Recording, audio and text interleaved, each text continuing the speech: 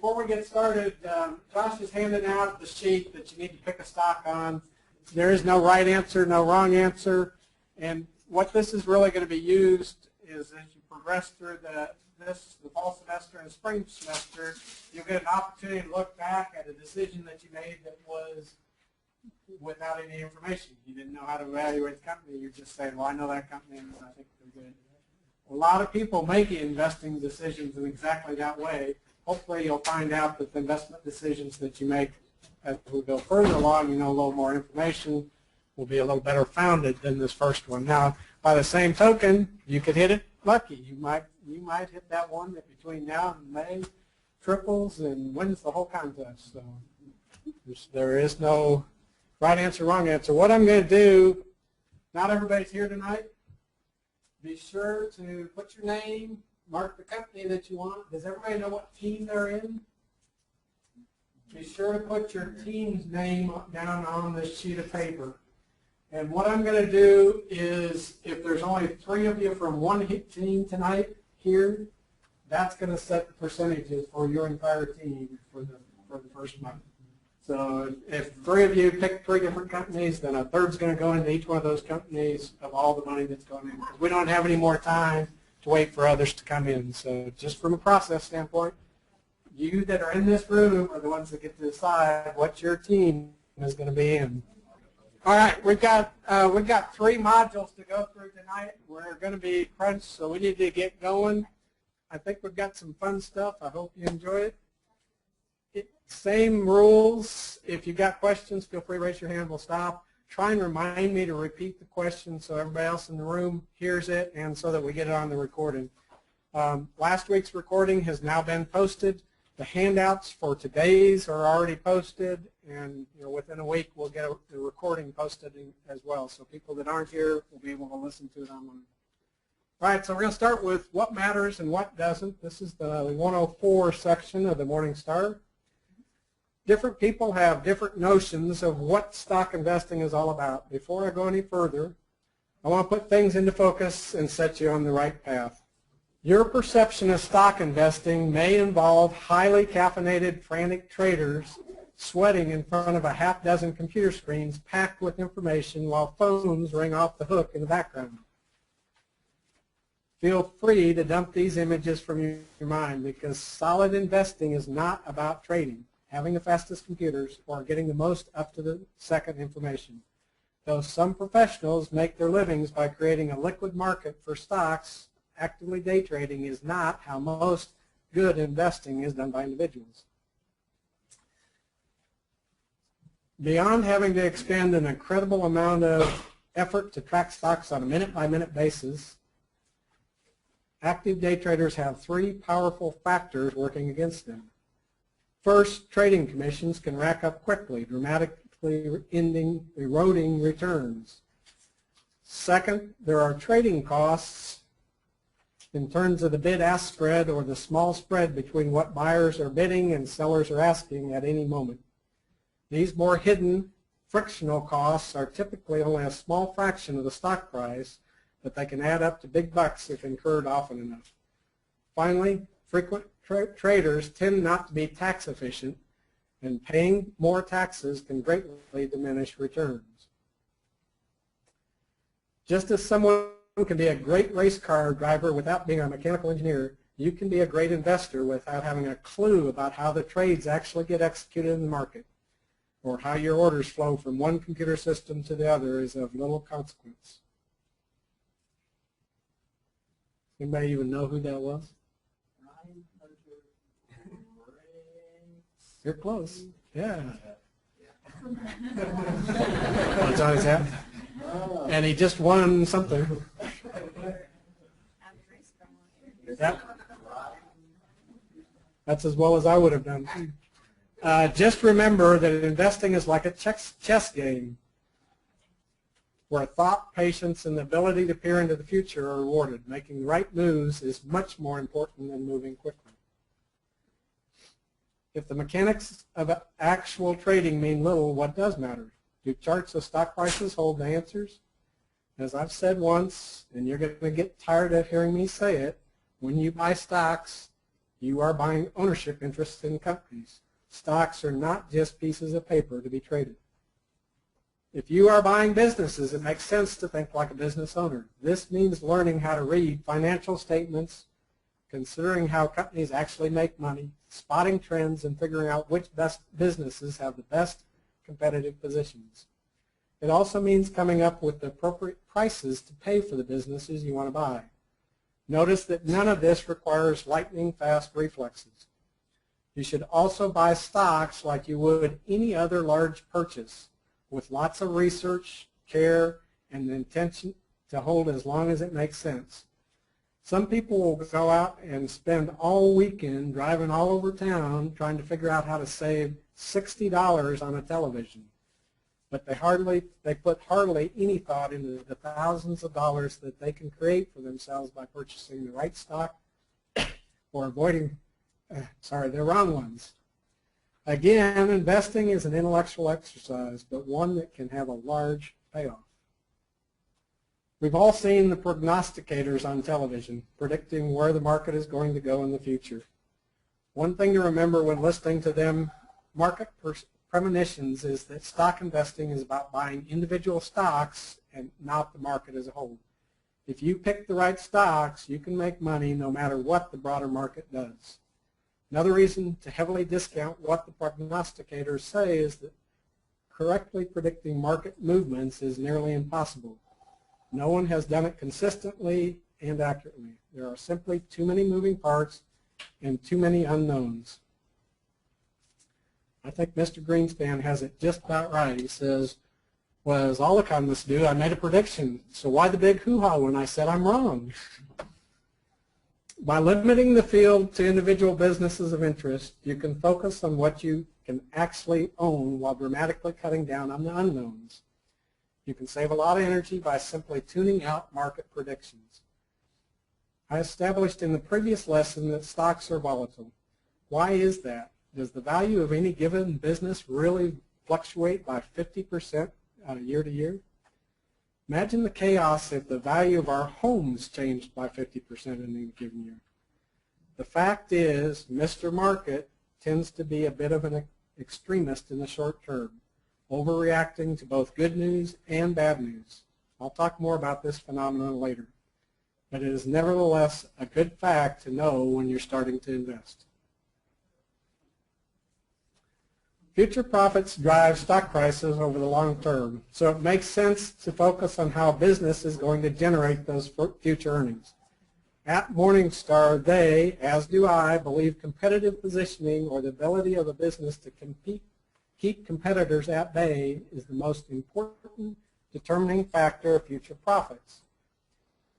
Despite where the financial media may spend most of its energy, competitive positioning is more important than the economic outlook, more important than the near-term flow of news that jostles stock prices, and even more important than management quality at a company. It may be helpful to think of investing process as if we were planning a trip across the ocean. You cannot do anything about the current weather or the tides. That would be the current economic conditions. You can try to wait out bad weather that might sink your ship, but then you also are giving up time, and as we've already covered, time is a precious resource in investing. The main thing you control is what ship to board. Think of the seaworthiness of a ship as the competitive positioning of a business, and the horsepower of the engine as its cash flow. Some ships have thick, reinforced metal hulls, while others have rotting wood. Clearly, we would pick the ships that are most seaworthy, meaning the best competitive position, and have the most horsepower, best cash flow. Though the ship's captain, company management, certainly matters, the quality of the ship is more important. On a solid vessel, as long as the captain does not mess up, there is not much difference between a good skipper and a great skipper.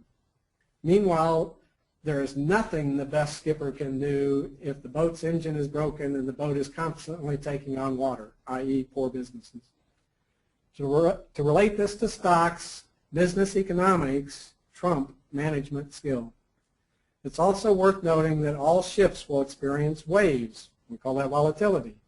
And though it is true that a rising tide lifts all ships, The tides have nothing to do with the quality of the boats on the sea.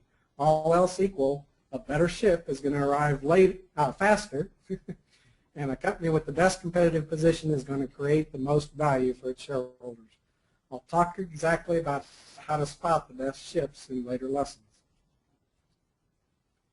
So the bottom line, it's very easy for new stock investors to get started on the wrong track by focusing only on the mechanics of trading or the overall direction of the market. To get yourself in the proper mindset, tune out the noise and focus on studying individual businesses and their ability to create future profits. In the coming lessons, we will begin to build the skills you'll need to become a successful buyer of businesses. Any questions? If not, we're going to go into a little exercise. I think will be fun. We're going to go through 3 different industries, and I'm going to need Josh's help up here. And those 3 industries are going to be computers, retail stores, and automotive. And in a second, you'll see the list of companies. And on each industry, I want you to vote for who you think the best ship is going to be. Now, obviously, right now, you don't have the tools or the techniques to evaluate it. It's just kind of a guess, but you can guess. How I'm going to tell you the best ships are based on 3 things: net profit margin, projected sales growth, and financial strength. So we'll take a look at them. So over to you. Okay, so this is computers. A would be Dell, 1 or A would be Dell. 2 or B would be Hewlett-Packard. 3, C would be Apple. 4, D would be Lenovo. And 5E would be IBM. Yeah, you're trying to pick which ship would you want to board and cross the ocean on. Dell, HP, Apple, Lenovo, or IBM. Don't overwork it. All right, we're up to 19. All right, let's go ahead and stop that. Let's go to the next one. So the next industry is going to be retail stores. And so our choices are JCPenney, Dillard's, Sears, Walmart, Target, Kohl's, or Nordstrom.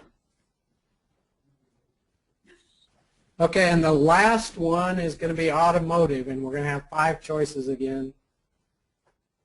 And so our choices are Honda, Daimler, Toyota, Nissan, and Tata Motors. So they're all foreign automotive companies. Are they in the States? You're just trying to get extra information. Do they make automobiles? These are all, yes. These are all automotive companies. And they are not car models either. They're real cars. Okay, that's 19. That's good. Let's go on. So let's just quickly look at the results. Can we do that before we go into? So on the first one, we had a split between Apple and IBM. So 35-35. Good. Let's go look. Well, we're going to go through it. Is he always this impatient? Does he do that with your homework too? You going to get this work done? Okay, again, we've got a pretty even split between Walmart and Target. That's interesting. And one last one, we've got the cars, the automotives.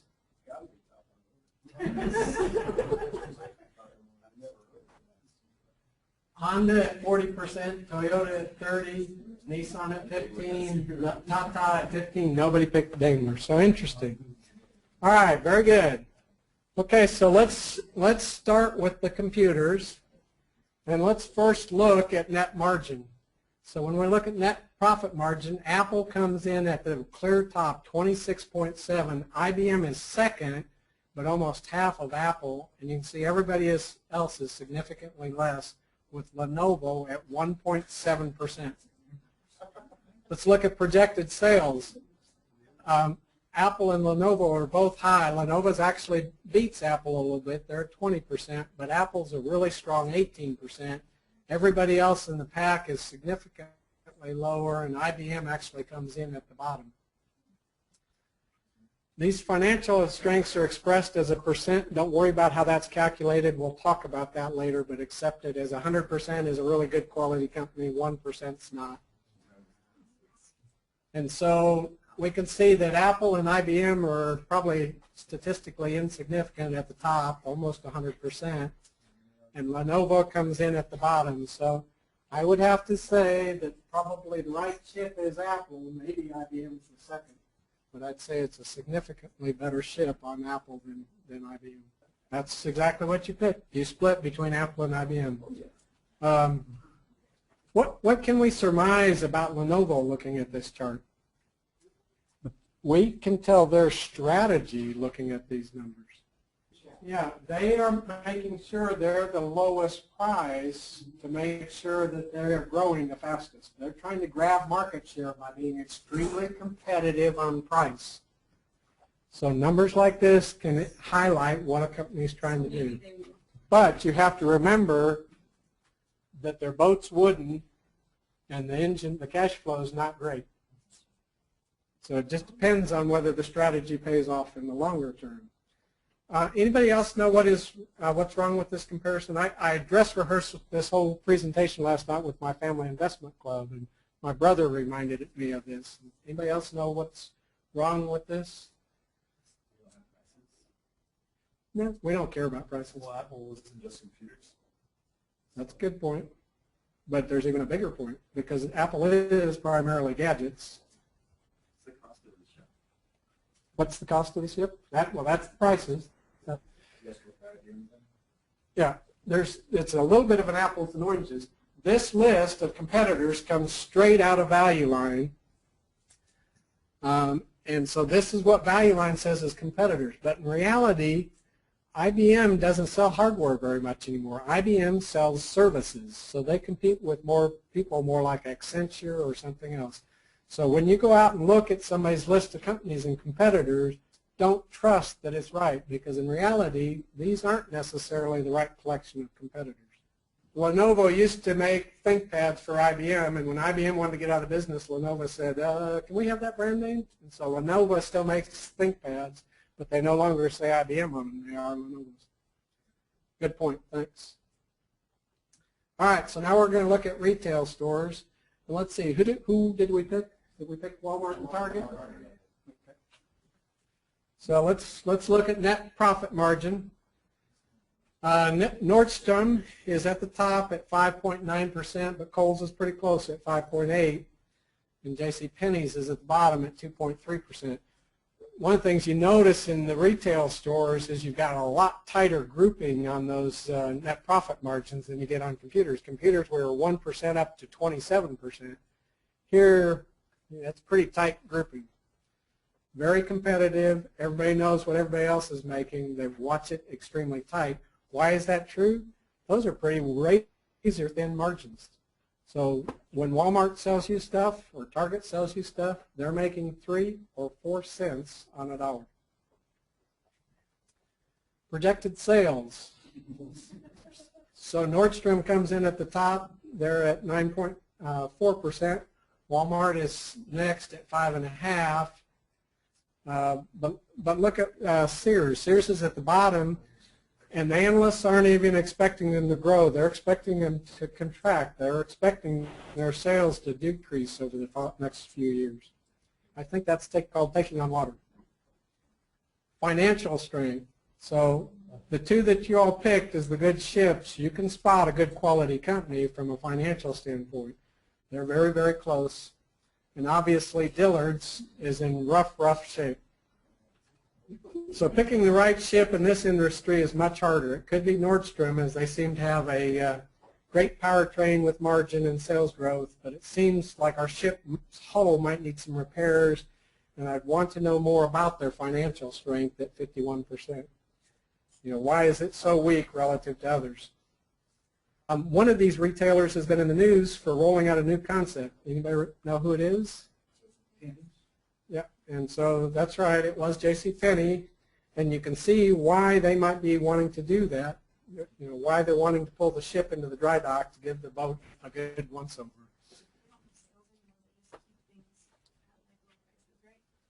That's one of their strategies, yeah, but they're also trying to appeal to new demographics.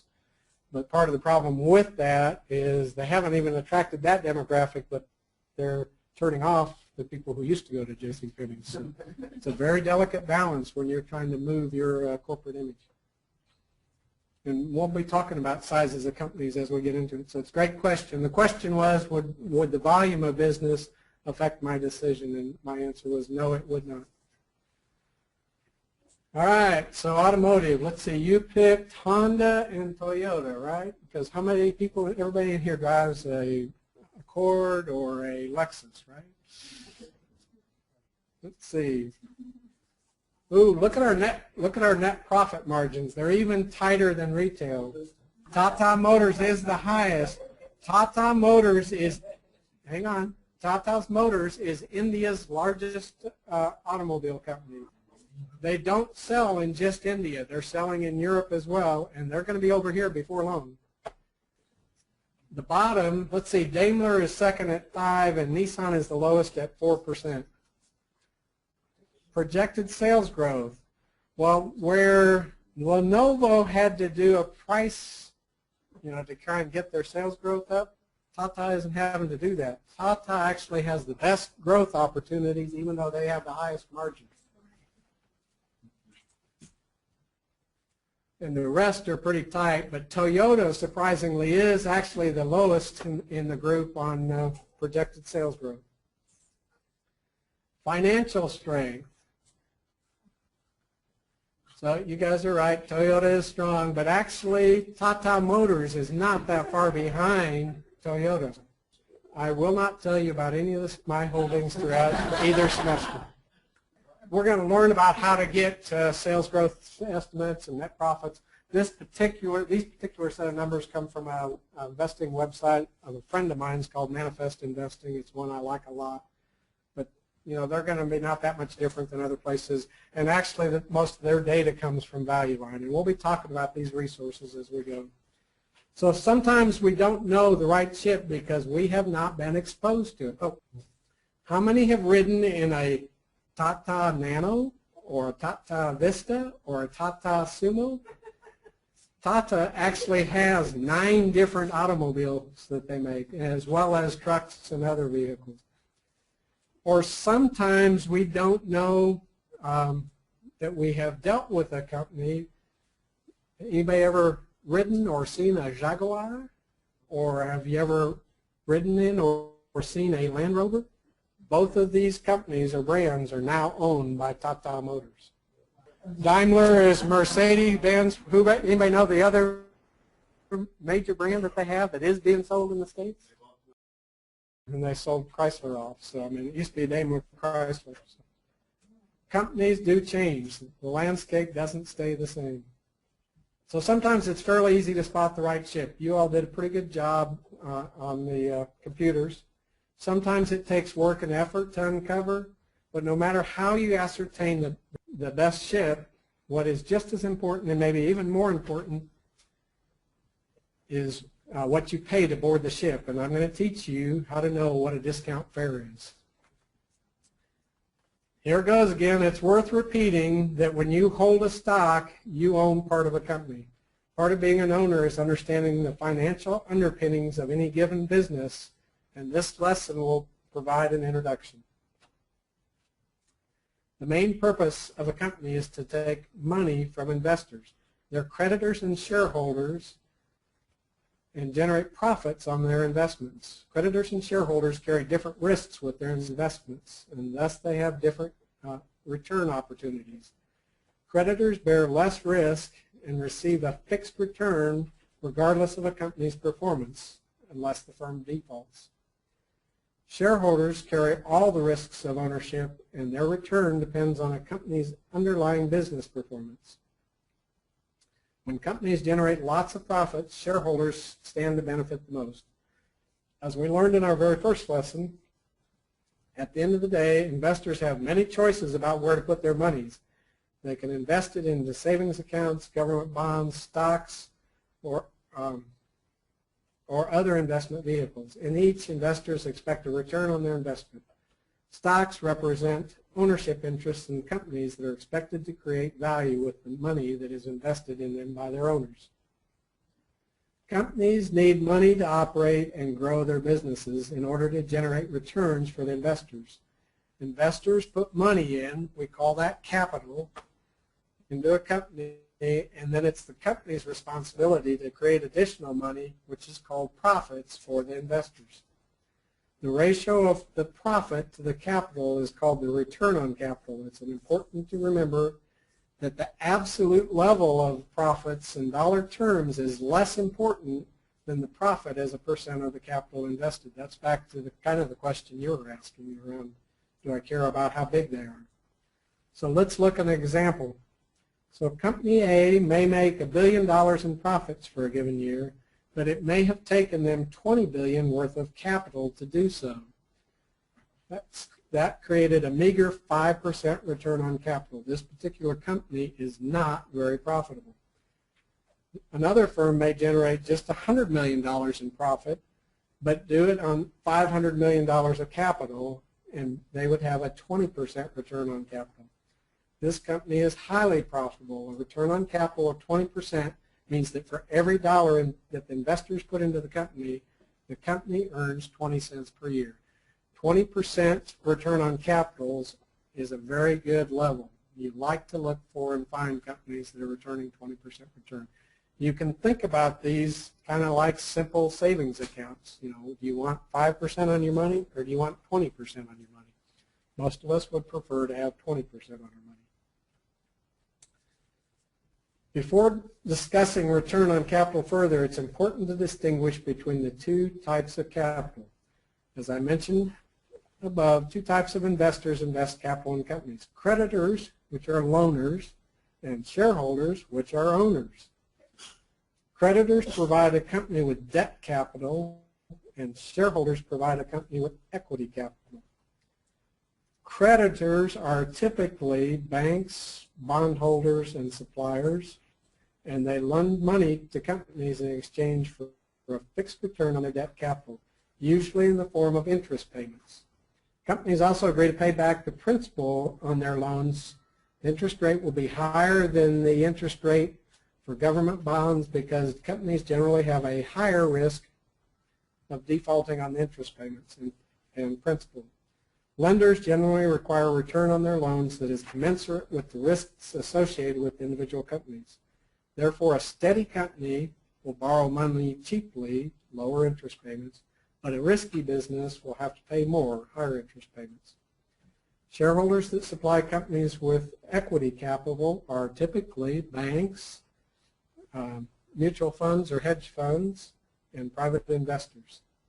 They give money to a company in exchange for ownership in the business, in that business. Unlike creditors, shareholders do not get a fixed return on the investment because they are part owners in the company. When a company sells shares to the public, in other words, goes public or to be publicly traded, it is actually selling an ownership stake in itself and not a promise to pay a fixed amount each year.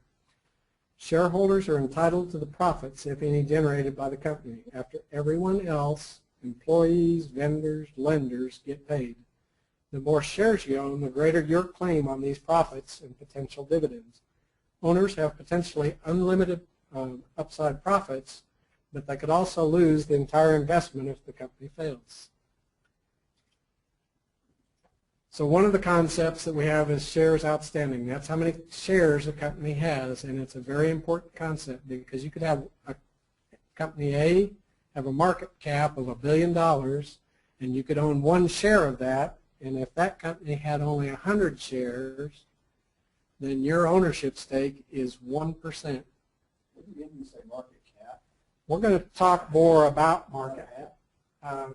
Market cap is essentially the value of the company in the marketplace, and it's simple math. We're going to see it in just a second, but it is just the share price times the number of shares outstanding. Let's say company B also has a market cap of $1 billion, and in this case you own 100 shares, but they have 1 million shares outstanding. Well, now your ownership stake is significantly less. It's only 1/100%. All right, so now we have a bonus question. You guys are all good at math. So what's the share price for company A and what's the share price for company B, and how much do we have invested in each? Okay, company A, 10 million. What is it on company B? I'll accept 10,000. And what have we got invested in Company A?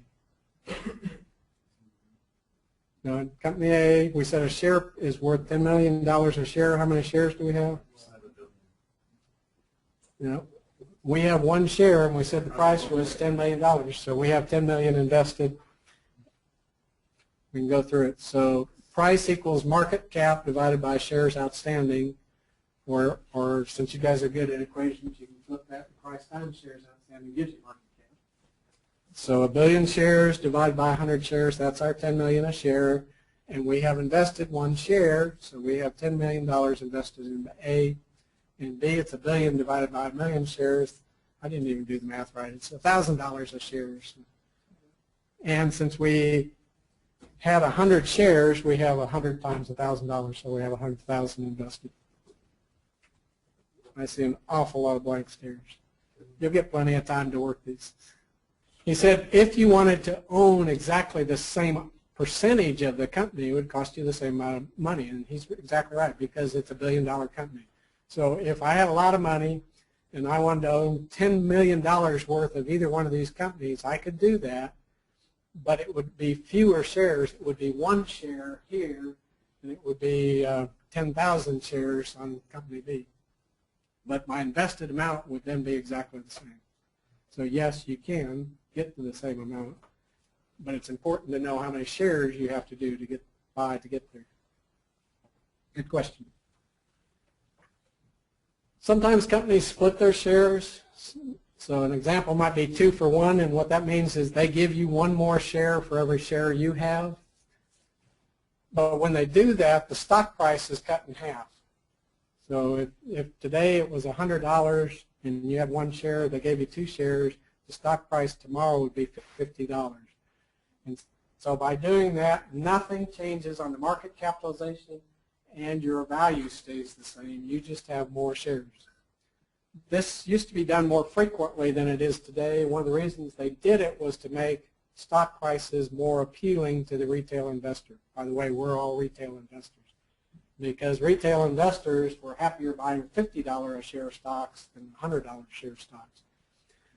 This dates also back to when I got started. It was always cost efficient to buy shares in 100 blocks. They were called a block. 100 shares was a block. And it cost you more money to buy odd lots, which was smaller than 100 shares.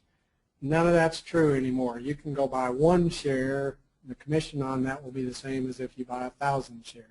And so things have changed. So companies aren't splitting quite as often as they used to.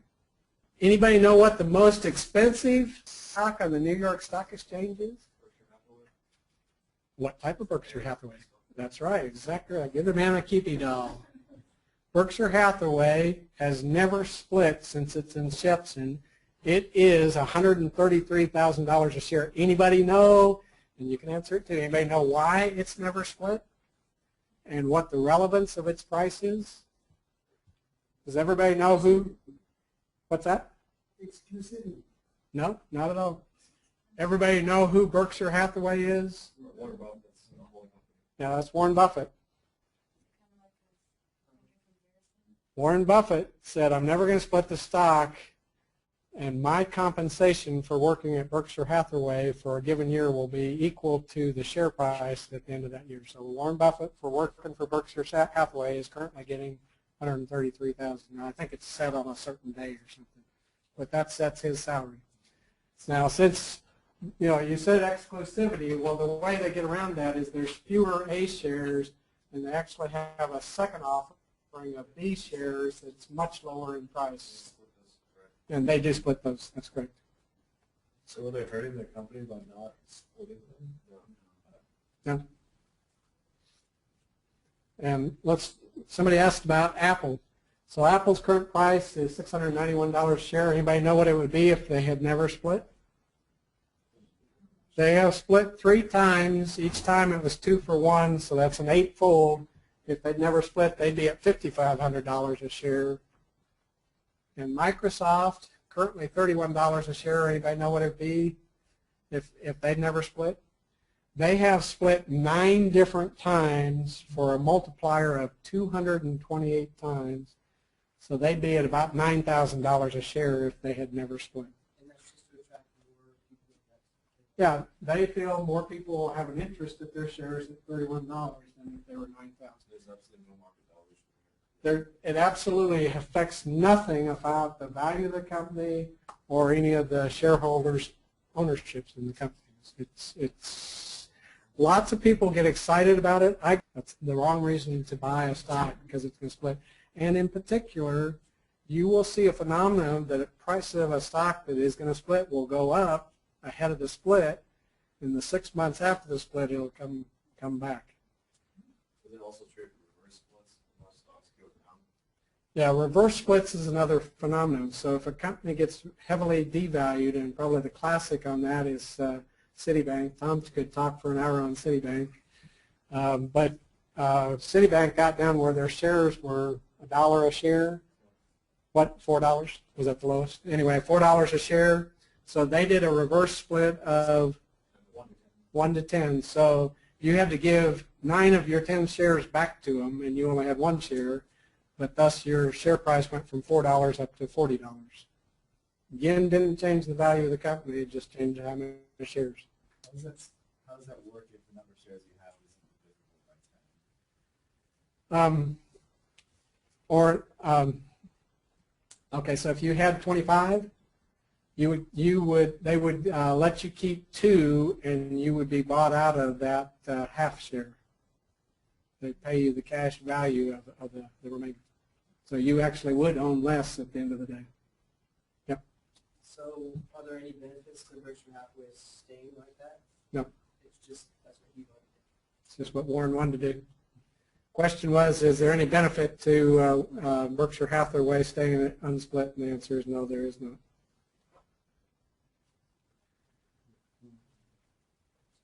So companies usually pay out their profits in the form of dividends, or they reinvest the money back into the business.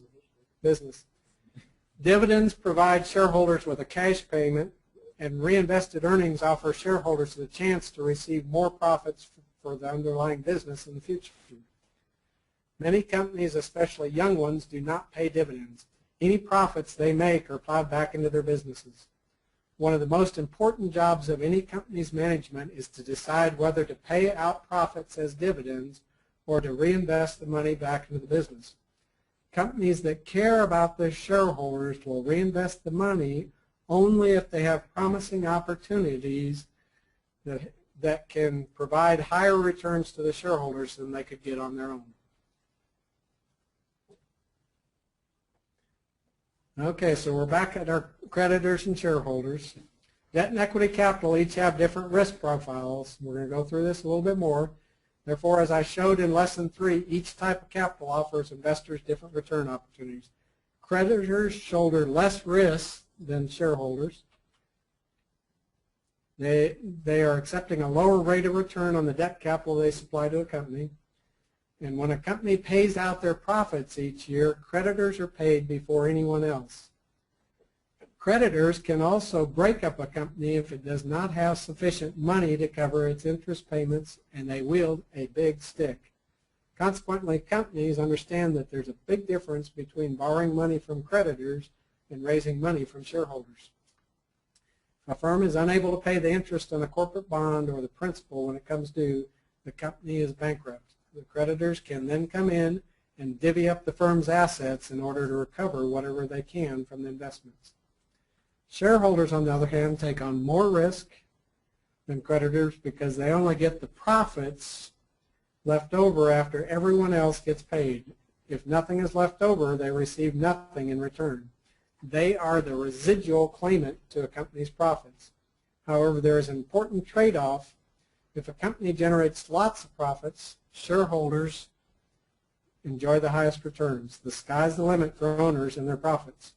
Meanwhile, loaners keep receiving the same interest payment year in, year out, regardless of how high the company's profits may reach. By contrast, owners keep whatever profits are left over, and the more that is left over, the higher the return on capital. In the case of bankruptcy, any assets left over after the credits are done belonging to the shareholders, but often such leftovers do not amount to much, if anything at all.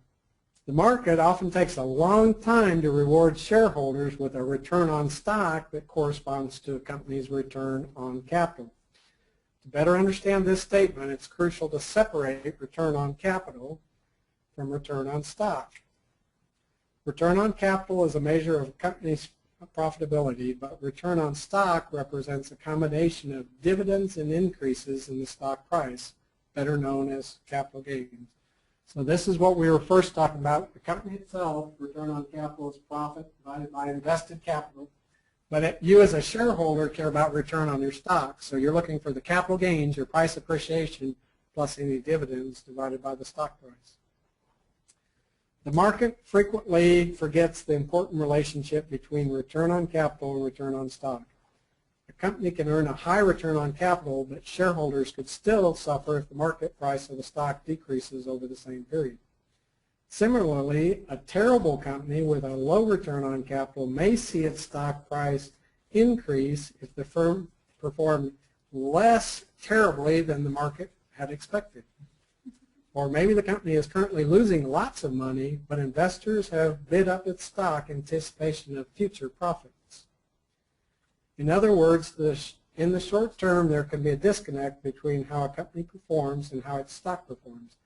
This is because, and this is a key concept, the stock's market price is a function of the market's perception of the value of future profits a company can create. So it doesn't matter what you've done for me in the past, it's what are you going to do for me in the future. And that market prices stocks based on what they believe is coming. Sometimes this perception is spot on, sometimes it's way off the mark. But over a long period of time, the market tends to get it right. And the performance of a company's stock will mirror the performance of the underlying business.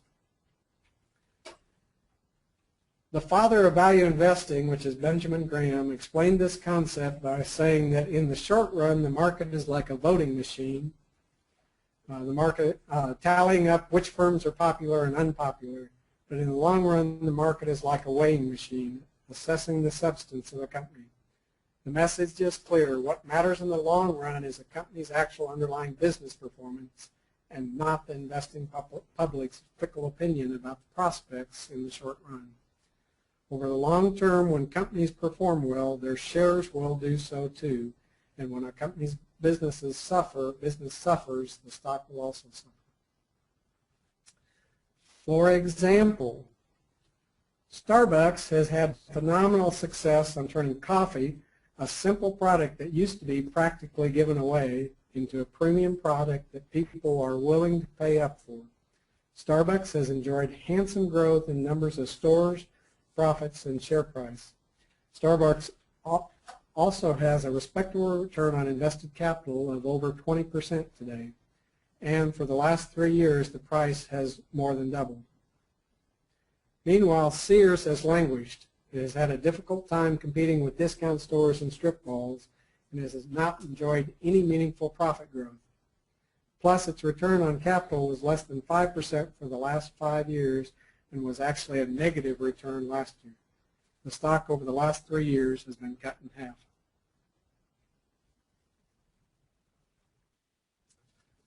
Bottom line, in the end, stocks are ownership interests in companies. I can't emphasize this fact enough. Being a stockholder is being a partial owner of a company. Over the long term, a company's business performance and its stock price will converge. The market rewards companies that earn high returns on capital over a long period. Companies that earn low returns may get an occasional bounce in the short term, but their long-term performance will be just as miserable as their returns on capital.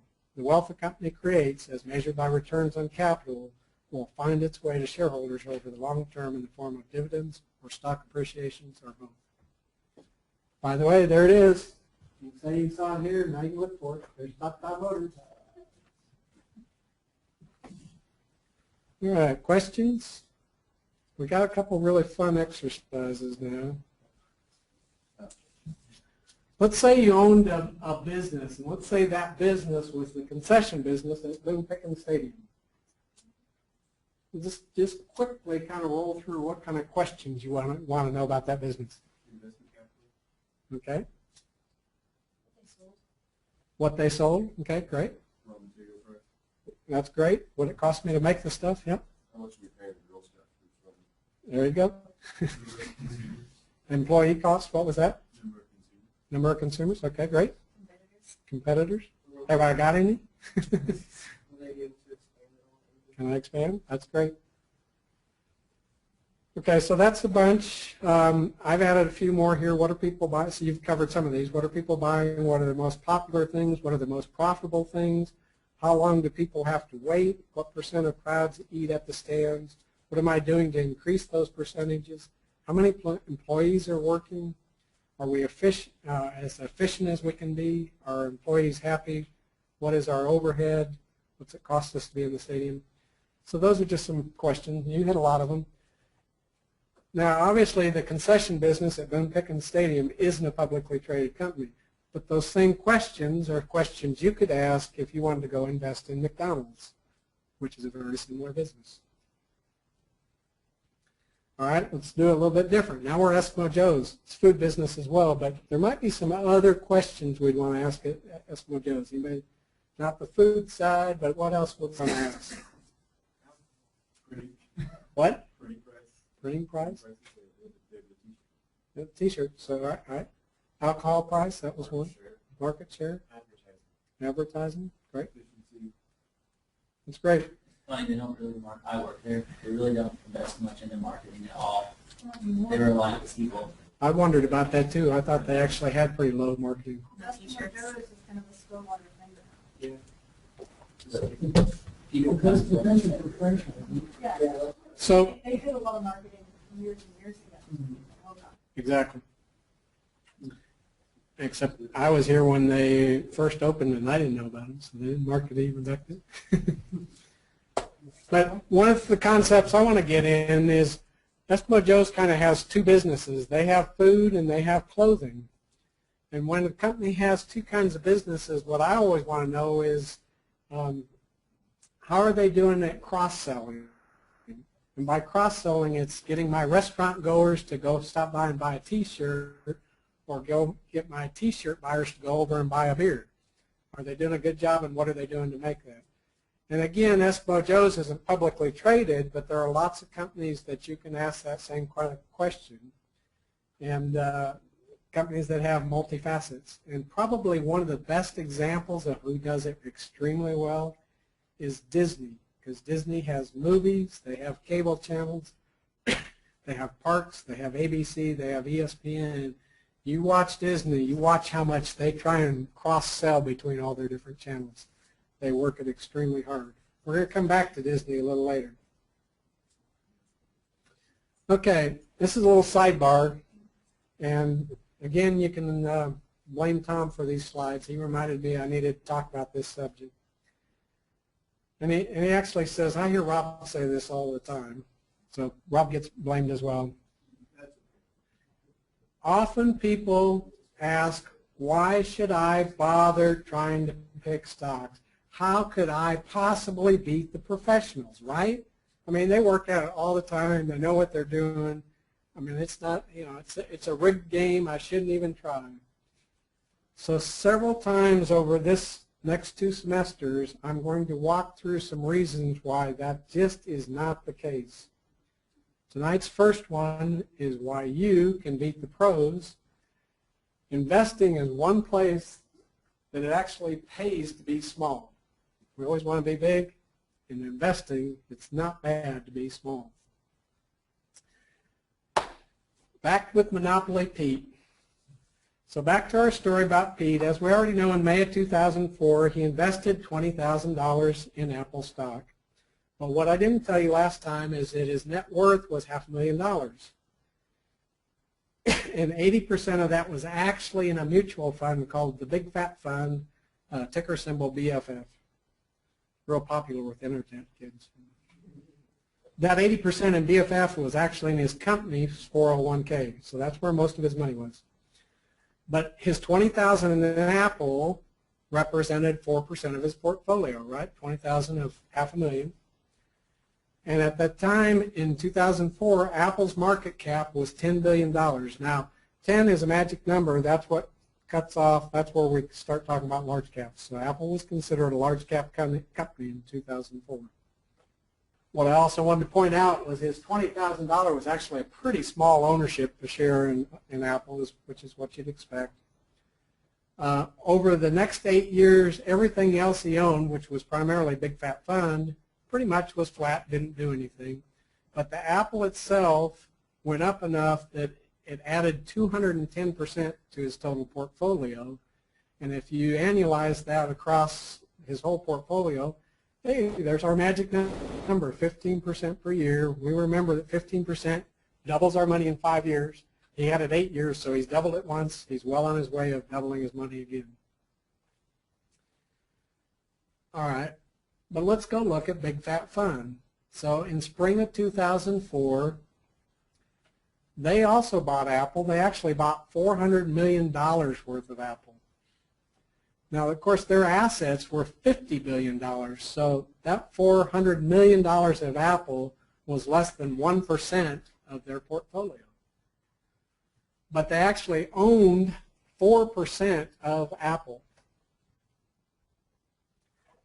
Again, the rest of their portfolio was flat for the 8 years, and so that 4% ownership in Apple, or excuse me, that 1% of their portfolio in Apple added 40% to their return. And annualized, it was only 4%.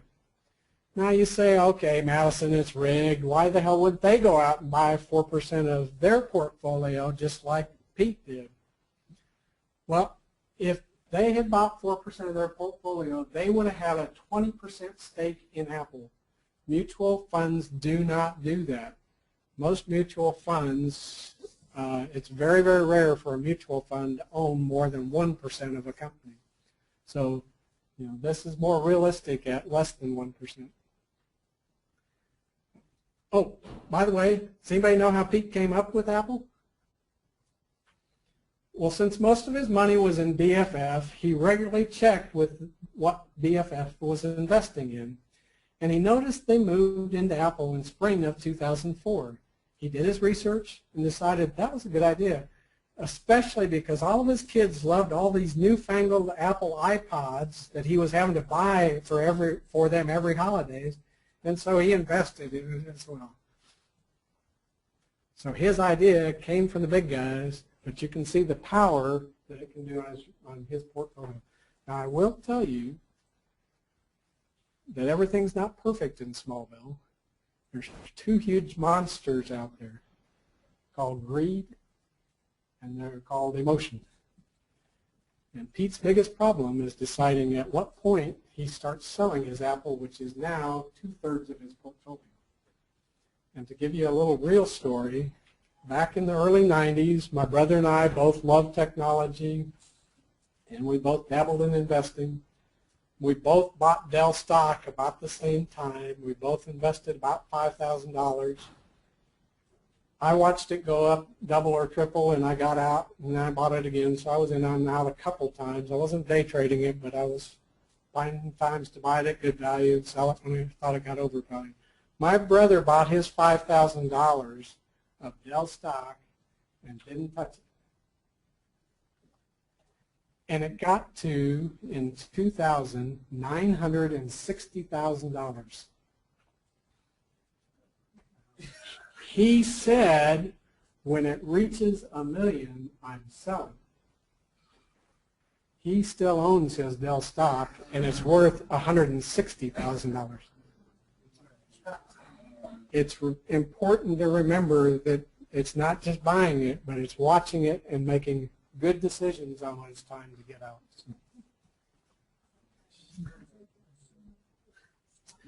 I also, oh, go ahead, Josh. So, well, on that last example, it seems like the trade-off and everything I've always seen you talk about is that in order to get higher returns, you're always taking on greater risk. And I assume that's why the mutual fund is unwilling to own more than 1% of its portfolio in any one company. Is that a true understanding? No, well, no, it's actually different than that. The reason mutual funds don't want to own more than 1% in a given company is because when you reach 5% ownership in a company, all sorts of different rules start applying to you. You have to register every trade that you do, everything that you do with your stock. And so they don't want to even get close to that level. So it's not that they don't want to take on more risk. It's really around the ownership issues as you get to 5% or greater.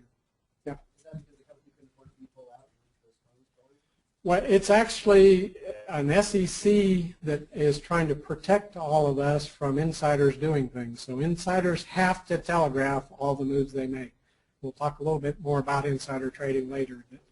But if you are considered an insider, an officer or director of the company, you cannot just go sell your shares. You have to file a form with the SEC saying, I'm going to sell so many shares over this period of time at roughly this price. And the minute you get to a 5% stake in a company as a mutual fund, you'd have to be doing those same things. Mutual funds don't want that kind of restriction or that limitation. So it's not a risk issue. This is a follow-on. So this is Fidelity Magellan, one of the biggest, largest mutual funds out there. For you that don't know, Peter Lynch made his name growing Fidelity Magellan. Today, currently, Fidelity has 1.7 million shares of Apple. That is less than 0.2% ownership in Apple, because they have about 1 billion shares. If they had bought it in 2004, and I don't know that they did, but let's assume that they did, and never bought or sold any of it, the value of it in 2004 would have been $22 million, which would have been significantly less than 1% of Magellan's total portfolio. So they wouldn't even have gotten close to the 1%. It is now worth $1.2 billion and represents the largest holding in Magellan at 7%. But essentially what they made was, from essentially about 0.2% to 7%. So they made 7% over 8 years. And so that Apple gain annualized would have been less than 1% during that 8 period, is what Magellan got by owning Apple. So this is even a more realistic example of why the mutual funds don't have the opportunities you do. Now, they don't have the same risks either. They don't have to worry about emotion and greed because they'd never get a position like Apple that was 2/3 of your portfolio. Now, as I said, in 2004, Apple was a large stock. Rob asked me this question last year. It's like, Paul, you keep talking about these large caps, but you say the real opportunities in mid caps, small caps, and micro caps. But I just wanted to prove that the same stuff happens even at the large caps. When you start talking about much smaller companies, the mutual funds can play even less, if even at all. They don't want to play because the companies are so small, they'd have to own 10,000 of them to be able to play. We'll at some point in this semester talk about how the big mutual funds primarily play in the large cap stocks, which is about 700 companies, where the whole investing universe is about 7,000 companies. We as small investors get to play in that other 6,300 stocks. So if I buy a stock that's in the small cap, I'm basically competing with other people in the room. I'm not saying that as being professional. There'll still be professionals. There'll be smaller mutual funds. There'll be smaller hedge funds. There'll be small private. There'll be some. Are professionals half of the people that are doing it? Have I got better odds at this point? Well, what tends to happen is getting smaller and smaller is there's very few analysts that do work on the companies. And most of your professionals rely on analysts for their estimates, and or they do their own work. Some do their own work, but it's a risk-reward thing. It's how much work do I want to put into it, and I'm not getting help from anybody else. So, here you might get 5 or 6 analysts per company. Here you might get 2 or 3 micro caps. You probably don't have any. Any other questions? I guess I'd rather be Pete than invested in BFF. How about you? But the other important thing that I'm trying to stress with this is as you get out and get working and invest in your 401ks and you're in mutual funds, watch what the mutual funds are doing and look for opportunities within the stocks that they're buying. So next week, September 24th, I'll be doing our class via webinar. So far, what you've learned last week and this week, I'd call fluff. Next week is meat week. We're going to get in and learn some real tools and real ways that you can start evaluating the company. I would encourage you to do the Morningstar modules ahead of time, 107 and 108. These are very key building blocks. It doesn't hurt to go through them a couple different times. If you go through them ahead of time, then you'll have some questions for me when we go through them in class. So this is gathering relevant information. Now you know that the definition of a stock and the purpose of a company. How do you go about finding more information about a firm you may be interested in? Because knowledge truly is power when it comes to investing. Your success as a stock investor depends on your ability to locate information and determine its importance. And this lesson will point you in the right direction and will tell you where to concentrate your efforts. So there's two broad sources. One's the company itself, and the second is third-party analysts. And we're going to talk a little bit about both. I think the best source of information is the company itself. Just type the name of the company or its ticker that you want to research and the words investor relations into the search engine of your choice. And you should find the company's investor website near the top of your results. So you can see investor.apple.com. The investor section of a company's website can offer a variety of information. Copies of the public filings, we'll talk about what those are in a minute, are usually available in more flexible, downloadable formats such as PDF, Excel, or Word. Also, you can sort through the firm's press releases and examine the latest investor presentations, also in either PDF or PowerPoint. It's definitely worth a visit to the company website. It doesn't take long, and reading the press releases will give you some of the most up-to-date information available. And it may be useful to see how a company does business on the web. At first, public filings may look like alphabet soup, but when researching a company, they are some of the most important documents you will read. If a company has a stock on a major exchange like the New York Stock Exchange, NYSE, it is required to file certain documents for public consumption with the Securities and Exchange Commission, SEC. The SEC imposes guidelines on what information gets published in these filings, so they are somewhat uniform. Finally, companies are required to file documents in a timely fashion. Among the public filings available, the most comprehensive and useful document is the 10-K or annual report.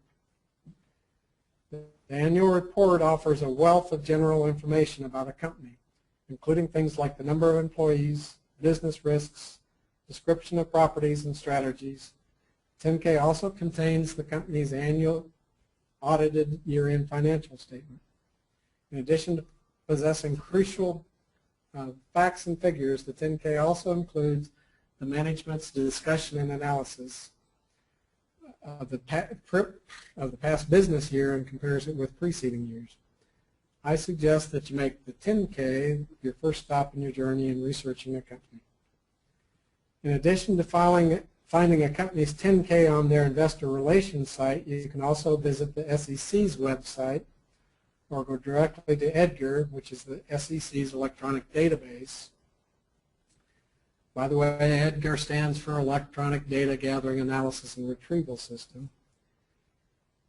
And you, once there, click on Search for Company Filings, plug in your company's name, and then you can pick the 10-K out of the list of forms. What about all those other forms? Some of them are worth a read. For instance, the 10-Q is the quarterly report. It contains some of the same data that you'll find in the 10-K, except that it's published on a quarterly basis. Although it's a little less comprehensive and the financial statements are typically unaudited, 10-Q is a good way to keep tabs on a company throughout the year. Another important document is the annual proxy statement, also called DEF 14A. In the proxy, you'll find detailed information about executive compensation, the board of directors, and the shareholders' voting process.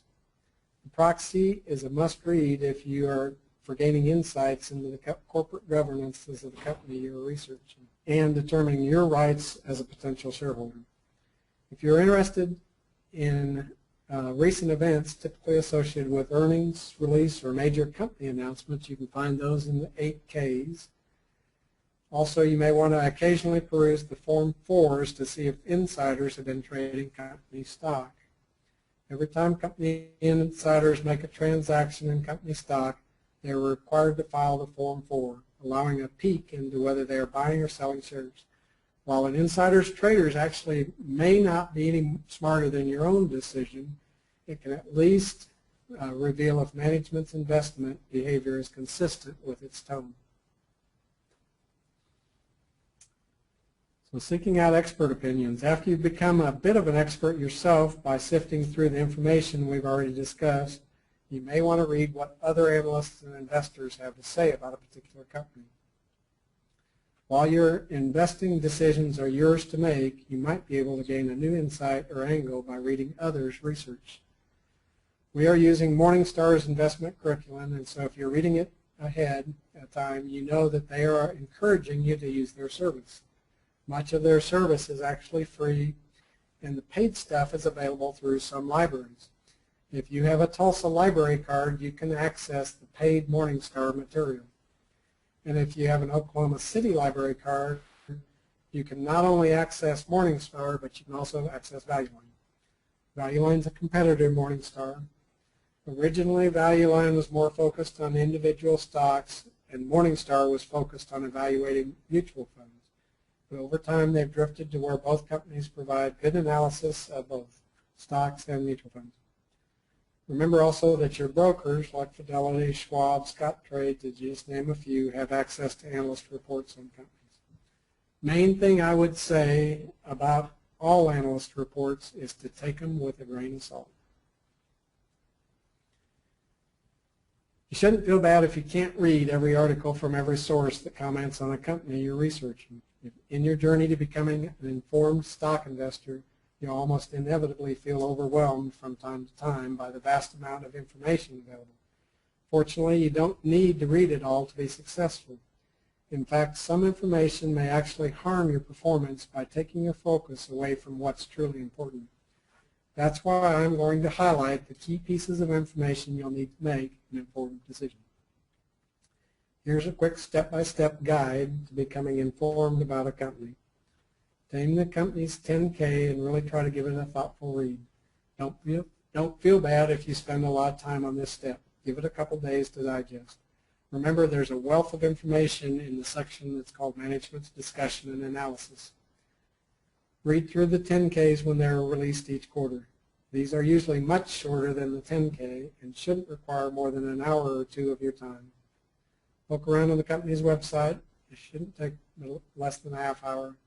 And when time allows, visit relevant industry websites and catch up on some of the industry trends. If you follow these steps, you'll be able to form a foundation of understanding about a company in about a week. Over time, you can build your foundation and gain a much deeper understanding. Further, you'll be able to weed out the news that just isn't worth your time. All told, if you stay the course, you could be surprised to how your knowledge will grow by applying this simple process. Okay, we won't do this as a poll. So have you ever been at an event or participated in something and then you read the news report on it? And sometimes you read and go, yeah, they kind of got it about right. And sometimes you kind of go, yeah, they missed some small stuff, but I guess it wasn't too bad. And sometimes I have this where it's just like, man, were we even at the same event? What were they watching? That wasn't the game I saw. Well, I can't emphasize enough that your own research is more important than anyone else's. Third-party analysts are not guaranteed to know any more than you.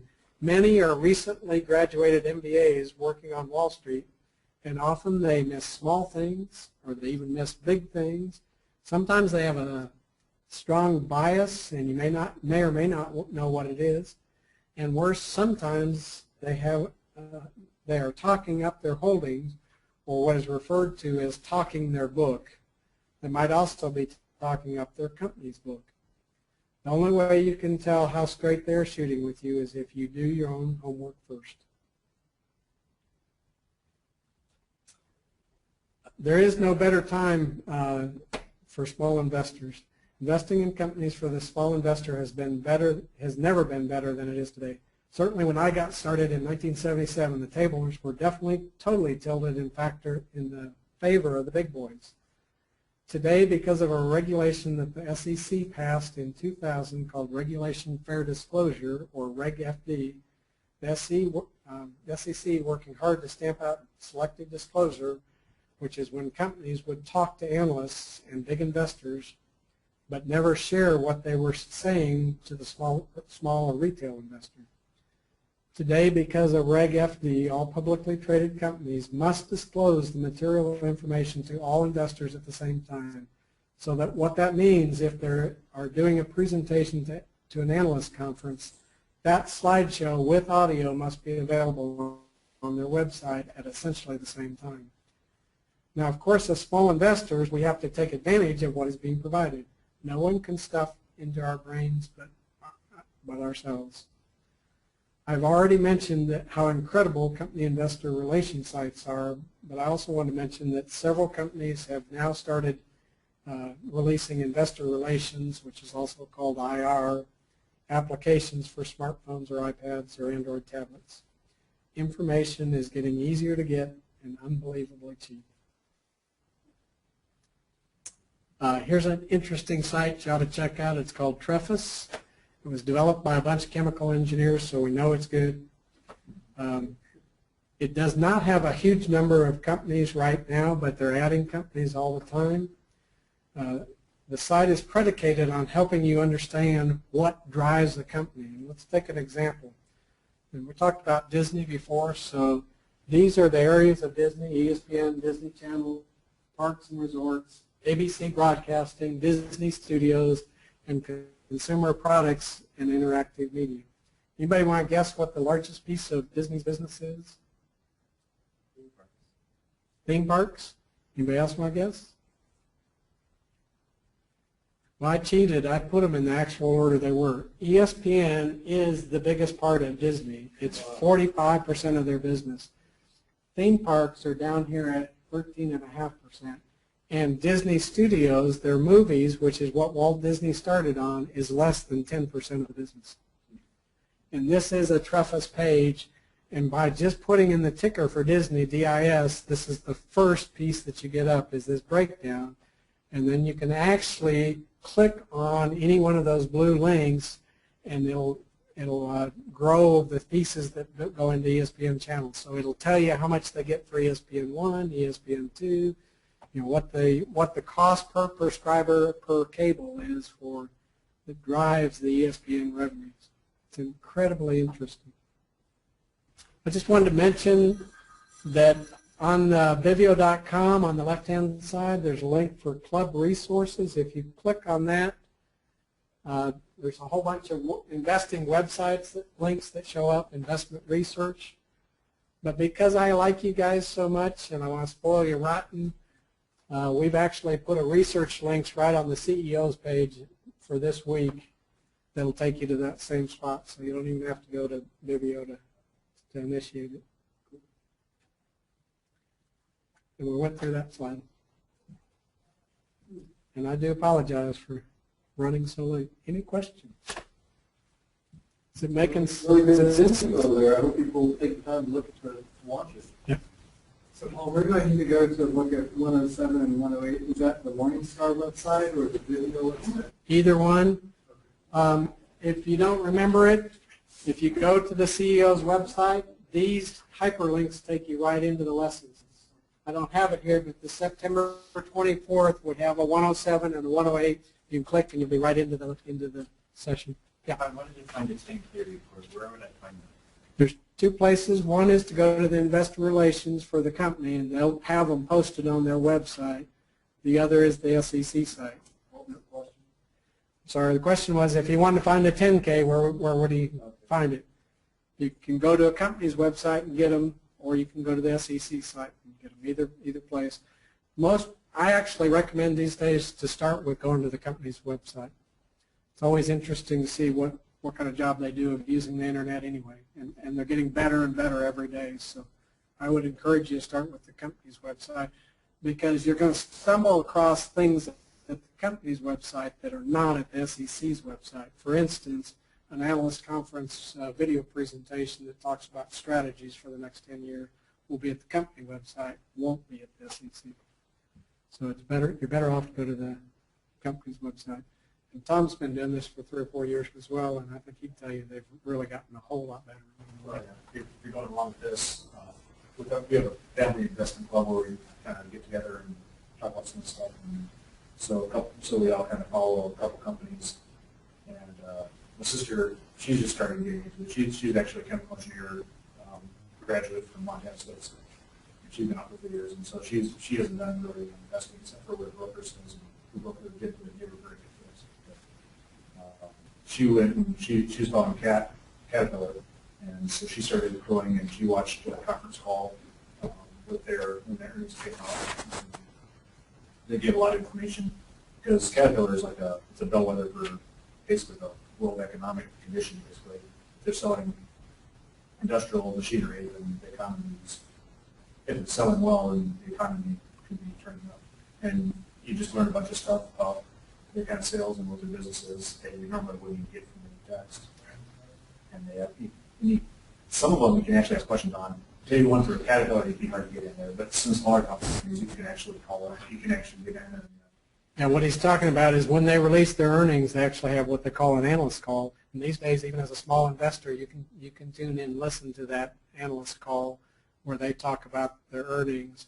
And as he said, on some of the smaller companies, you'd actually be able to raise your hand and say, I want to ask a question.